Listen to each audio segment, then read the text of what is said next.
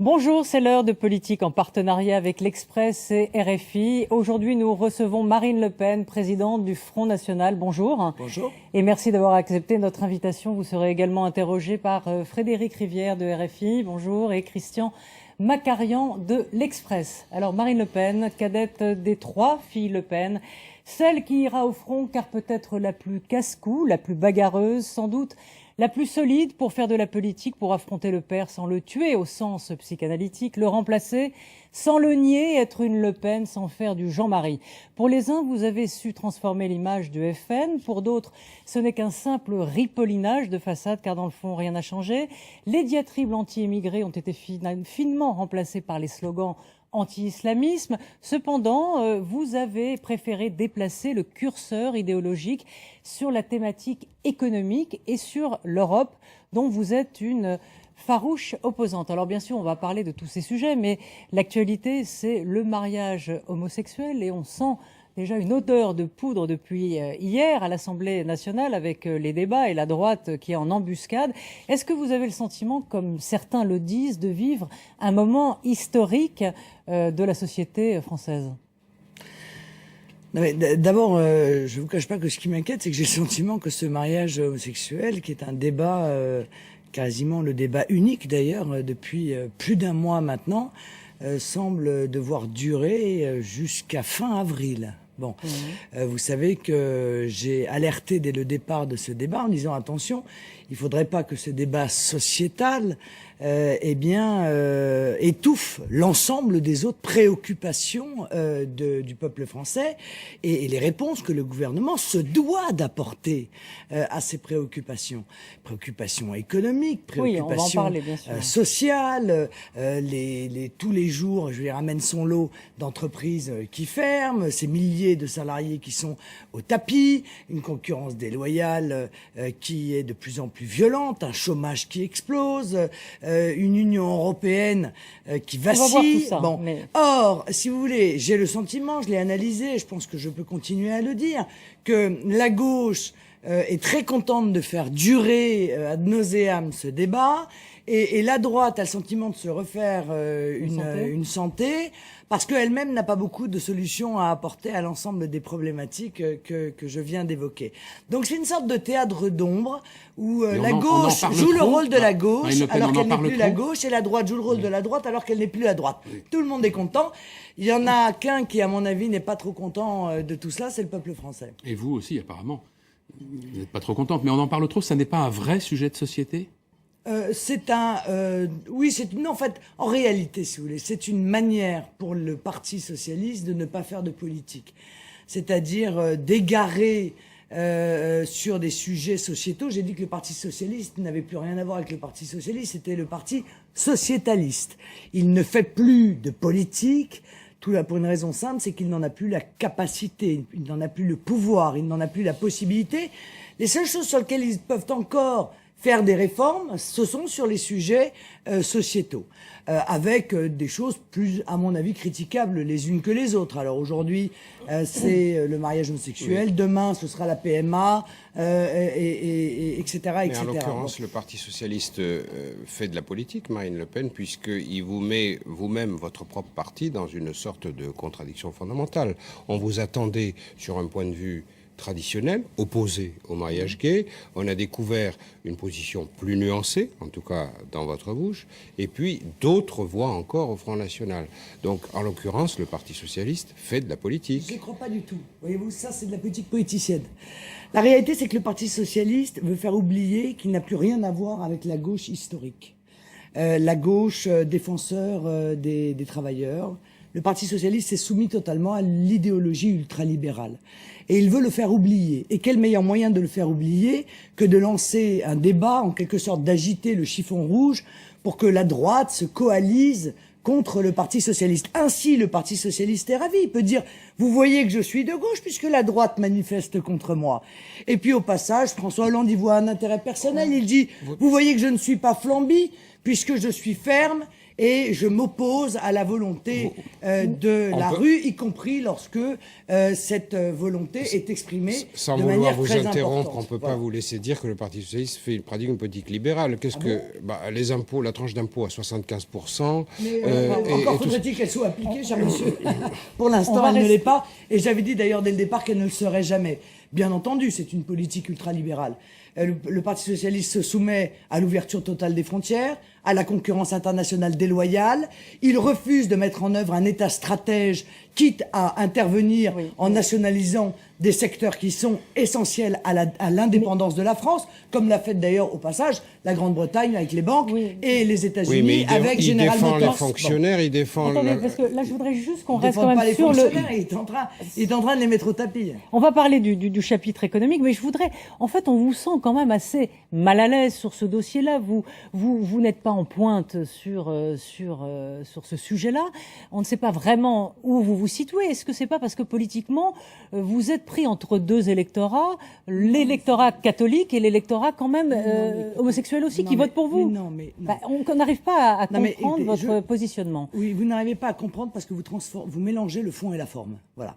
Parce que ces manifestations, d'ailleurs pour ou contre, Non, mais on n'arrive pas à sont savoir devenues vous, si vous êtes pour ou l'alpha contre. et l'oméga de ce débat. Nous avons très clairement indiqué que le Front National était contre le mariage homosexuel. C'est très clair. Et nous n'avons jamais changé d'avis. Et nous sommes tous d'accord sur ce sujet. D'ailleurs, à la différence de l'UMP, où somme toute, selon les personnalités, le positionnement n'est pas le même. Mais nous ne voulons pas que ces sujets sociétaux soient utilisés en réalité pour cacher au passage la proximité idéologique de la droite et de la gauche sur des sujets qui sont des sujets qui touchent à la survie de notre pays, sa souveraineté, sa prospérité, son industrie, parce que derrière cette économie, c'est pas le problème de l'économie pour l'économie, c'est que derrière l'économie, il y a les libertés, et notamment la liberté de la France de rester la France et la liberté des Français Marine Le de Pen, pouvoir vivre. Vous et esquivez vivre tout de correctement. même le débat essentiel. Dans les valeurs traditionnelles de la droite que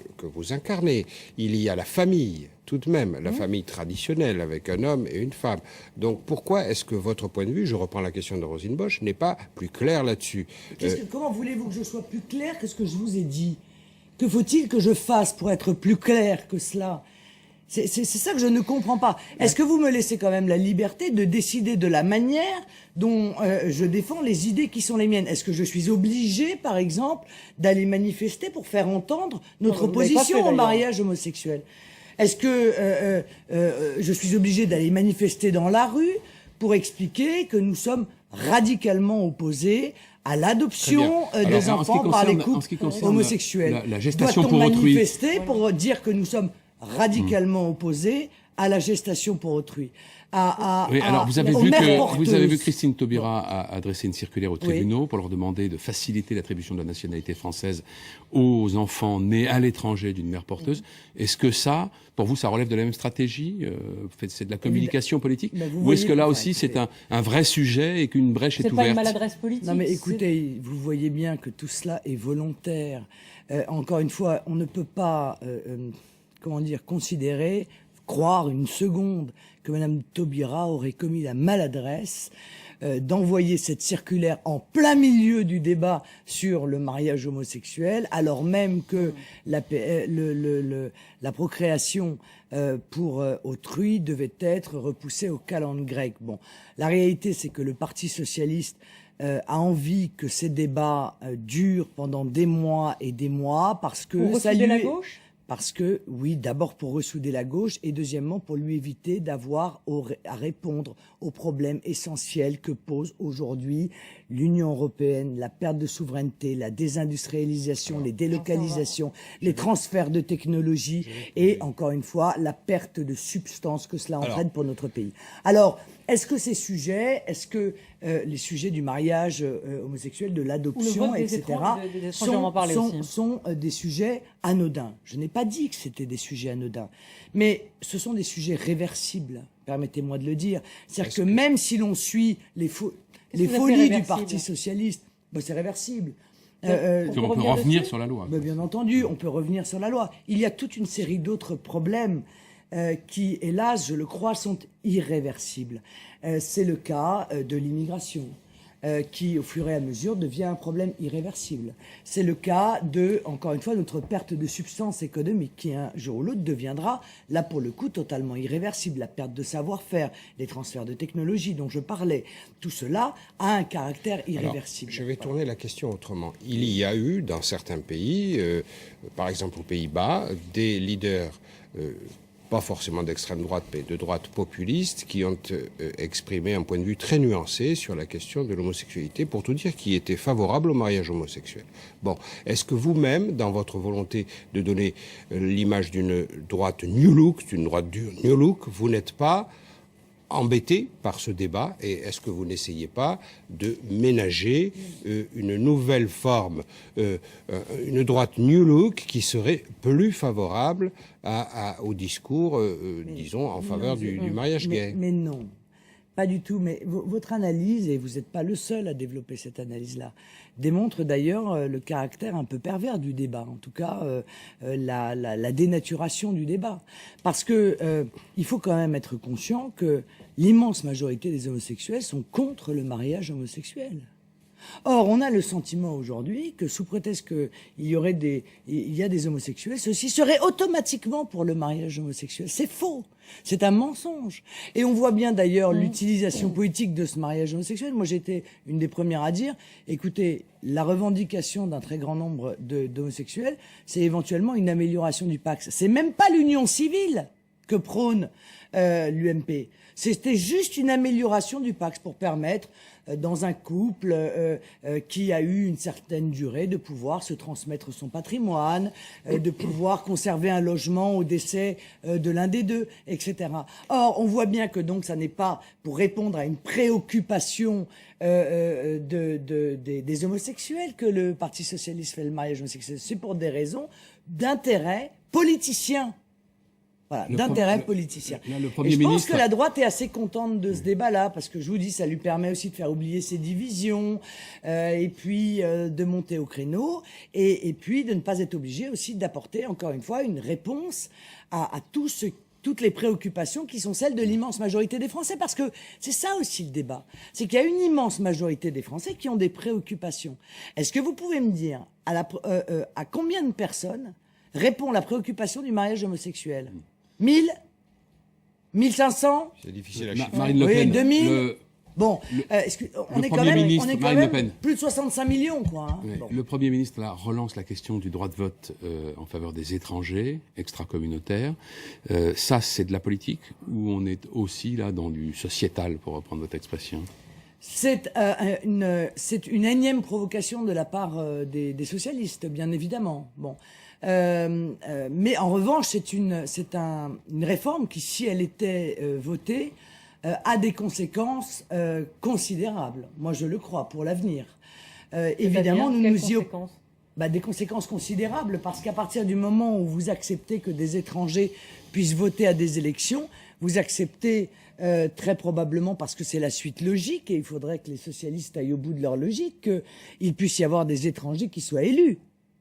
Bon, il y aura donc des listes étrangères, des listes de défense des intérêts étrangers, des listes communautaires qui se montraient dans nos villes. C'est donc la rupture totale, une fois de plus, avec tout ce qui construit les valeurs de la République française. Au-delà du fait que c'est retirer aux Français peut-être le seul droit qu'il leur reste en tant que Français, qui n'ont pas encore les autres, à savoir le droit de vote. Bien entendu, si le Parti socialiste continue dans cette voie, nous lutterons de toutes nos forces contre cette proposition, étant entendu que je suis quand même frappé de voir que le Premier ministre va entendre l'ensemble des présidents de groupe et ne va pas entendre Marine Le Pen, qui représente près de 20% des Français. Une fois de plus, nous n'allons pas être entendus, ni même consultés par le gouvernement socialiste. Ça démontre quand même qu'ils ont un énorme problème avec la démocratie. Il vous paraît concevable que le gouvernement obtienne une majorité sur ce sujet? Les 3/5e, il faut les 3/5e, oui. Non, donc c'est quoi? C'est une manière de dire on aura essayé, on ne peut pas? Oui, je pense que c'est... La réforme, d'après vous, est quand même enterrée, malgré tout? Écoutez, elle risque de l'être? Si elle ne l'est pas, ça voudrait dire qu'il y a une grosse partie des élus UMP qui sont prêts à voter le droit de vote des étrangers. Vous me direz, ça m'étonnerait pas non plus des masses, car enfin, je vous rappelle que Nicolas Sarkozy s'était prononcé dans son livre pour le droit de vote des étrangers aux élections communales. Il ne l'a pas fait. C'est un peu un serpent de mer depuis les années Mitterrand.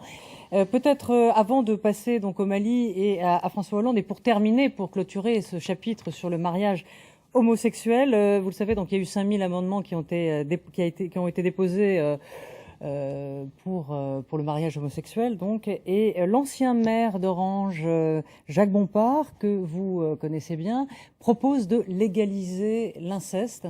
Peut-être une réaction à cette... Est-ce que c'est une provocation? Il fait même un amendement dans lequel il demande la suppression du mariage. Si vous voulez, c'est une logique de politique par l'ironie. À partir du moment où l'on a, avec une grande insolence d'ailleurs, par rapport à l'histoire, par rapport à la construction de notre civilisation, à partir du moment où on considère que des millénaires de construction d'une société autour de l'union d'un homme et d'une femme, socle du développement familial, ça ne vaut rien, et que tout est autorisé, et que l'on sort de ce concept de la famille construit sur la base d'un homme et d'une femme, il dit à ce moment-là, pourquoi donner un âge légal pour se marier, pourquoi interdire le mariage entre la tante et le neveu, etc. Parce que tout cela correspond quand même, encore une fois, à une construction civilisationnelle qui, je crois, quand même fait ses preuves, puisqu'elle a permis à notre civilisation d'être ce qu'elle est. Bon, alors, voilà, je pense que c'est une manière dans son esprit, oui, ironique, par provocation, de démontrer qu'il est assez insolent de faire fi ainsi, je veux dire, de toute cette construction. Alors, François Hollande remonte de 4 points dans les sondages. Il est toujours bas, mais il remonte en tout cas de 4 points. Est-ce que la guerre au Mali lui a donné l'étoffe d'un chef, puisque vous disiez il y a quelque temps que la France avait besoin d'un chef? Je disais, c'est pas moi qui le dis, ce sont les Français qui, à 87%, réclament non pas un chef, mais un véritable chef. Et c'est tout le problème de la France, c'est que je crois que depuis bien longtemps, elle n'a pas eu un véritable chef. Elle n'en a toujours pas, Madame Fèvre en l'occurrence. La guerre est toujours un point positif pour les dirigeants. D'ailleurs, quand les dirigeants sont en difficulté, en règle générale, ils font une guerre. Ils pensent que ça va améliorer leur image. D'ailleurs, chacun. C'est pas le cas cette fois-ci. On a quand même été provoqué par les islamistes, qui sont des gens que vous dénoncez régulièrement. Ce n'est pas le cas cette fois-ci, mais ça explique la montée dans les sondages. La réalité, c'est que M. Hollande ne nous a toujours pas expliqué la contradiction majeure, quand même, qui est la sienne, et celle, excusez-moi, aussi de l'UMP, à savoir, le Parti socialiste a défendu l'intervention en Libye au soutien des fondamentalistes islamiques, ce que nous avons été au Front National les seuls à dire et à dénoncer depuis le début. Et aujourd'hui, ils font la guerre. Vous pouvez pas considérer que ça, c'est une espèce de dommage collatéral de l'intervention en Libye? Le Mali? Oui. Non, le soutien aux islamistes, ça n'était pas le projet. Le projet, c'était de soutenir l'opposition à Kadhafi. Oui, mais l'opposition, c'était les djihadistes et les islamistes. Pas uniquement. Vous savez, Marine Le Pen... Si, uniquement.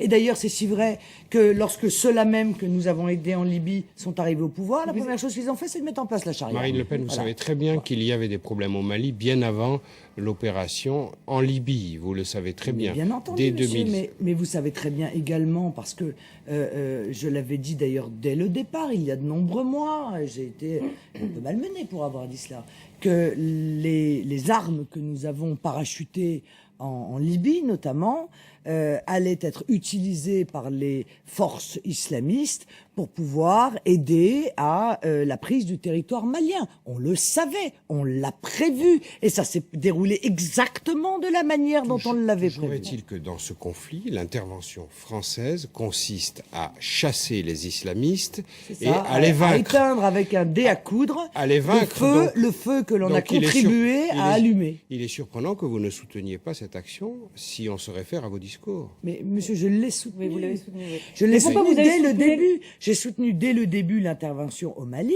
en indiquant. Et pourquoi pas en Libye alors? Mais parce que ça n'a strictement rien à voir. Parce que moi, je suis cohérente. Moi, je ne vais pas aider. Je n'admets pas d'aller aider les islamistes fondamentalistes en Libye pour aller les combattre au Mali. Enfin, écoutez, ça n'a aucun sens. De la même manière que comment peut-on être en même temps l'allié du Qatar qui arme et qui aide et qui assiste tous les islamistes dans le monde entier et en même temps lutter contre les islamistes au Mali qui sont eux-mêmes probablement armés par le Qatar. Je veux dire, est-ce qu'on peut avoir, oui ou non, la Libye, c'était humanitaire, vous savez, c'était pas... tout ça. Si moi je savais que Benghazi était la capitale des djihadistes, je pense quand même que le pouvoir le savait aussi. Ou alors c'est très inquiétant sur le niveau du pouvoir quand même. Marine Le Pen. Par conséquent, encore une fois, tout cela était prévisible. On joue aujourd'hui les pompiers pyromanes, c'est-à-dire qu'on vient éteindre le feu que l'on a contribué à allumer. On a même déversé de l'essence dessus. Ce qui est malheureux, si vous voulez, c'est que c'est notre armée, c'est-à-dire qu'aujourd'hui, le gouvernement répare une erreur qui est ou il est incohérent. Exactement. Enfin, remarquez, c'est pas le même, mais enfin. Mais c'est l'armée qui va être obligée de réparer l'erreur fondamentale de la classe politique française, droite et gauche confondues d'ailleurs, avec pour conséquence le risque de déstabilisation parce que les problèmes ne sont pas réglés, hein, il faut quand même pas se raconter d'histoire, le risque de propagation de la puissance des fondamentalistes. On voit ce qui se passe en Égypte, on voit ce qui se passe en Tunisie. Nous avions dit au Front National, les printemps arabes vont devenir les hivers islamistes, ça n'a pas raté. Avec le risque le danger de propagation au Sahel. Précisément cette et opération. Le risque d'aggravation d'une immigration, évidemment, vers les pays européens. Et vers la Marine France Le Pen, c'est là que c'est difficile à comprendre, parce que cette opération au Mali, elle consiste précisément à contrer les islamistes, à les combattre, à les repousser. Donc, monsieur, c'est la raison pour laquelle j'ai soutenu cette intervention. Qu'est-ce que vous dites des succès actuels de l'armée française? Est-ce que vous accordez... Monsieur, je m'en réjouis, bien entendu, même si, permettez-moi, tout de même d'être prudente. Parce que on est arrivé à la troisième ville, là, oui, Kidal, et c'est les portes des montagnes. Oui, bien sûr. Donc ça risque de se corser. Je pense que nos militaires, et je l'espère, nos politiques ne sont tout de même pas dupes. Si l'on arrive dans des villes qui sont désertées par les islamistes, c'est donc que les islamistes sont ailleurs. Et par conséquent, qu'ils prévoient probablement, éventuellement, de revenir. Il va donc falloir tenir compte de cette situation et tenter de leur infliger le plus grand nombre les plus lourdes pertes, au moins pour éviter qu'ils puissent user du matériel de guerre qu'ils ont, avec lesquels ils se sont armés, soit le nôtre, hein, qu'on a parachuté en Libye, soit les armes de Kadhafi. Qu'ils ont... Même jusqu'ici, François Hollande ne s'est pas trompé. Est-ce que vous lui accordez... Monsieur, bien sûr que oui, il s'est trompé, puisqu'il a voté la guerre en Libye. Il s'est donc trompé. Et aujourd'hui, il est à front renversé, obligé d'engager une guerre pour réparer les conséquences de l'erreur auquel il a participé en Libye. Voilà, et auquel il est probablement en train de participer en Syrie, parce que la réalité, c'est quoi? La réalité, c'est qu'en Syrie et en Libye, il y avait des régimes autoritaires. Bien sûr, autoritaires avec lesquels moi, je n'ai jamais eu aucun contact, à la différence de beaucoup de nos responsables politiques de droite comme de gauche. Mais c'était des régimes totalitaires qui luttaient eux-mêmes contre le fondamentalisme islamique.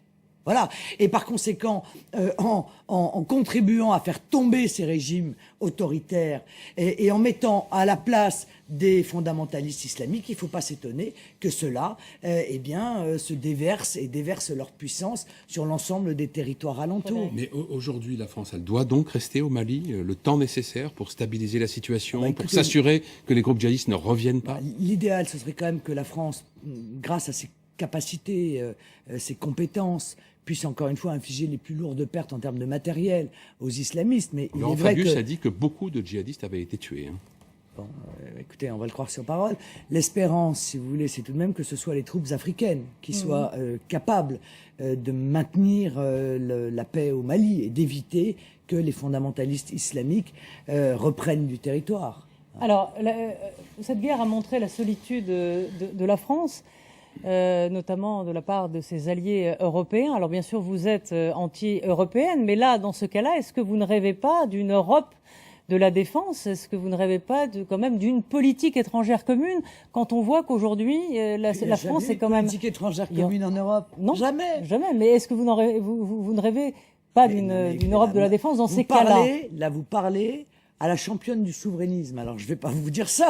Moi, je Justement, considère que je chaque pose ces nation... questions. Est-ce que dans certains cas, Mais bien sûr que non. l'Europe ne nation... peut pas être utile en matière ou de défense ou D'abord, de politique étrangère? chaque nation doit avoir la liberté de se positionner en fonction de ses alliés naturels, en fonction de ses intérêts propres. Bon, c'est pas la première fois. Souvenez-vous, en Irak en 2003... C'est pas les seuls intérêts de la France Écoutez, en Irak en 2003, combattre le terrorisme, Marine Le Pen. La France et l'Allemagne avaient dit non.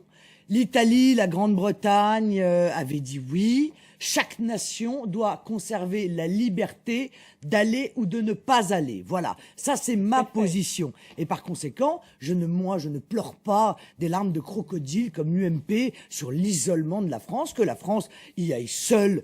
Et bien à la limite, tant mieux si elle en a encore la capacité. Et peut-être que là je mets le doigt là où ça fait mal, c'est que notre armée a été considérablement affaiblie, les budgets n'ont cessé de baisser, et que quand on veut avoir une armée qui soit capable d'intervenir, encore faut-il lui donner les moyens de le faire dans de bonnes conditions. Bon.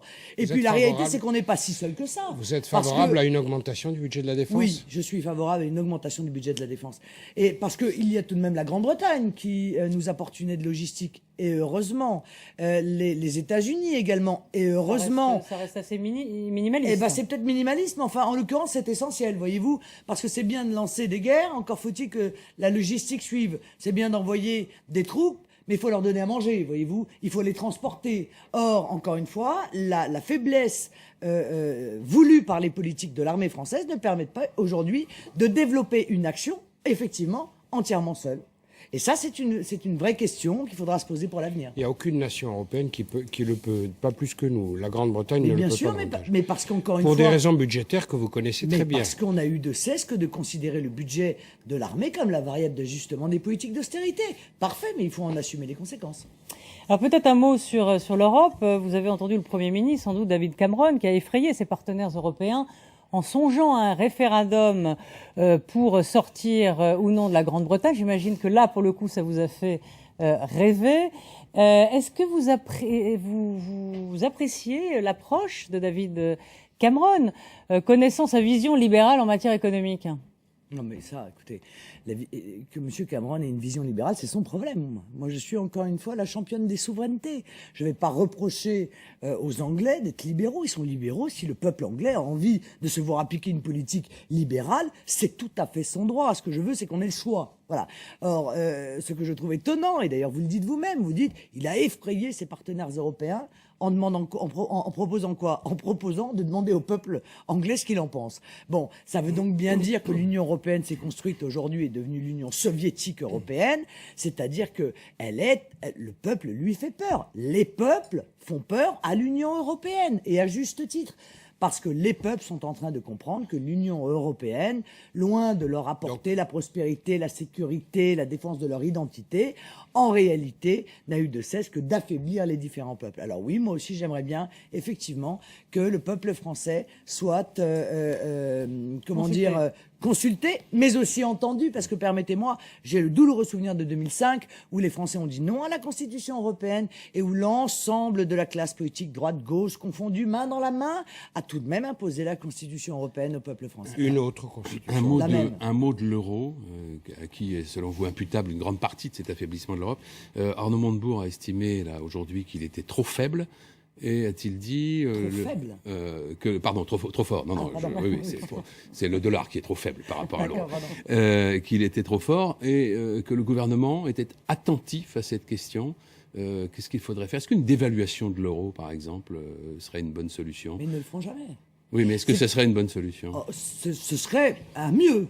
Ça ne réglerait pas tous les problèmes, et notamment ça ne réglerait pas le problème du dumping social intra-zone euro, c'est-à-dire du dumping social qui est effectué dans la zone euro par un certain nombre de pays, dont l'Allemagne d'ailleurs, au passage. Bon.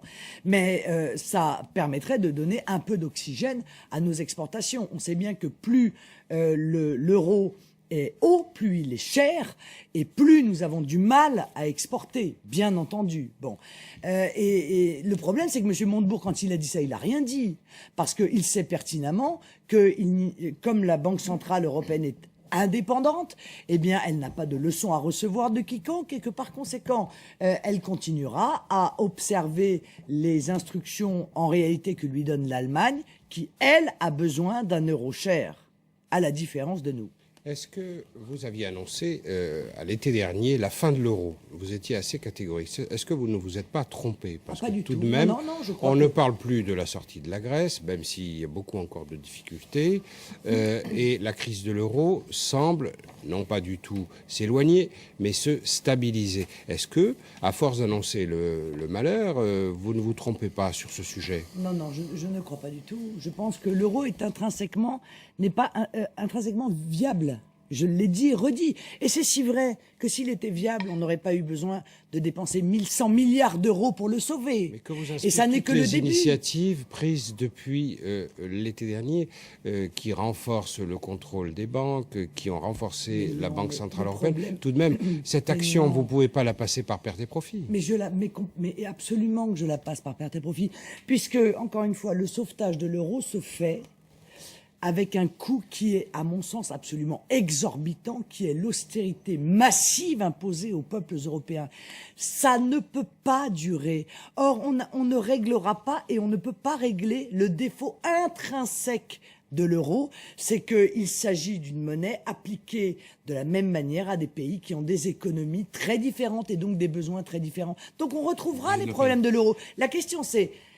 Quel prix nos dirigeants sont capables de mettre pour sauver leur folie, leur dogme, leur bébé qu'est l'euro? Parce que les Français vont être savoir parce que c'est eux qui vont payer l'addition. J'ai une toute petite question sur la vie au Front National. On lit et on entend beaucoup qu'un certain nombre de cadres du FN sont irrités, parmi lesquels d'ailleurs Jean-Marie Le Pen, par l'importance que prend Florian Philippot au sein du parti. Est-ce que c'est un pur fantasme de journaliste ou est-ce que vous êtes en effet sous l'emprise de Florian Philippot? Écoutez, je suis sûr que si j'allais dans les couloirs de RFI, je trouverais bien quelques journalistes qui considèrent que vous avez beaucoup trop d'importance et qui aimeraient bien prendre votre place. Bon, je pense que c'est quelque chose d'assez humain. Florian est quelqu'un de valeur, il a une place importante au Front National, il y remplit la mission que je lui ai confiée.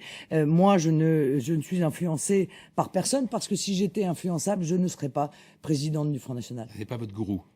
Non, je n'ai pas de gourou, non. Bon, n'en déplaise à certains, peut-être. Pas de gourou. Voilà, ce sera le mot de la fin. Même pas votre père, c'est pas votre gourou? Non, je n'ai pas de gourou, non. Ok, merci en tout cas d'avoir été notre invité. Merci Frédéric, merci Christian et à la semaine prochaine pour un nouveau numéro de Politique. Merci.